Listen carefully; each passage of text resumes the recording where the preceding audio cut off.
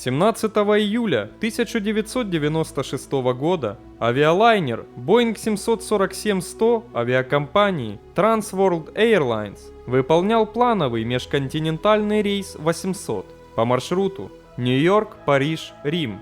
На борту самолета находились 230 человек.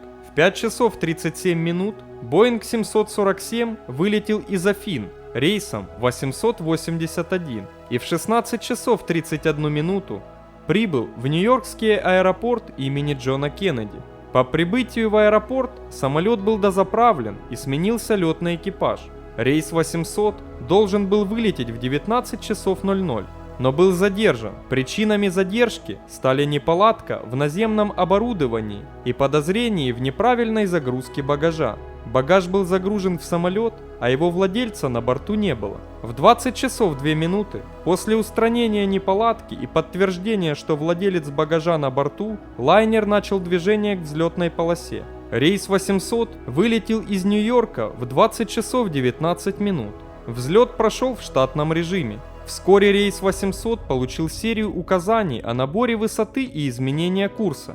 Последний сеанс связи с самолетом произошел в 20 часов 30 минут, когда экипаж получил и подтвердил указания от Бостонского центра управления воздушным движением о наборе эшелона 150. Рейс 800 был в процессе набора высоты в тот момент, когда в 20 часов 31 минуту оба бортовых самописца прекратили запись. В это же самое время лайнер в последний раз был зафиксирован радаром Федеральной администрации по авиации в Тревосе, Пенсильвания. В 20 часов 31 минуту командир воздушного судна Boeing 737, пролетающего рядом, первый доложил Бостонскому центру управления воздушным движением, что он видит неподалеку взрыв и о том, что что-то упало в воду. В это же время многие диспетчерские пункты в Нью-Йорке и на Лонг-Айленде получили сообщения о взрыве от других пилотов в этом районе. Другие свидетели, находившиеся на земле или в океане, позже подтвердили, что они видели или слышали взрывы, сопровождаемые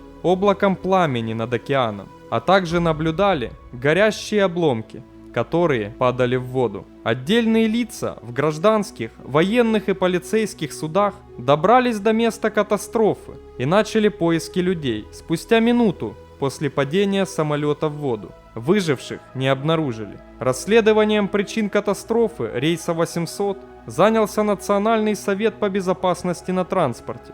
На речевом самописце не было обнаружено ничего необычного до 20 часов 29 минут, когда командир воздушного судна сказал: «Посмотри на этот бешеный индикатор расхода топлива на номере 4».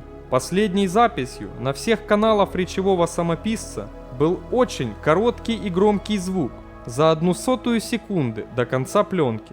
Запись прекратилась в 20 часов 31 минуту из-за отсутствия электропитания. Громкий звук в конце записи самописца рейса 800 был сравнен с похожими шумами на самописцах других Боингов 747, которые были разрушены в результате срабатывания бомбы в переднем грузовом отсеке. Расшифрованные данные параметрического самописца, характерные для нормального полета самолета с набором высоты, также были неожиданно прерваны из-за прекращения подачи электропитания.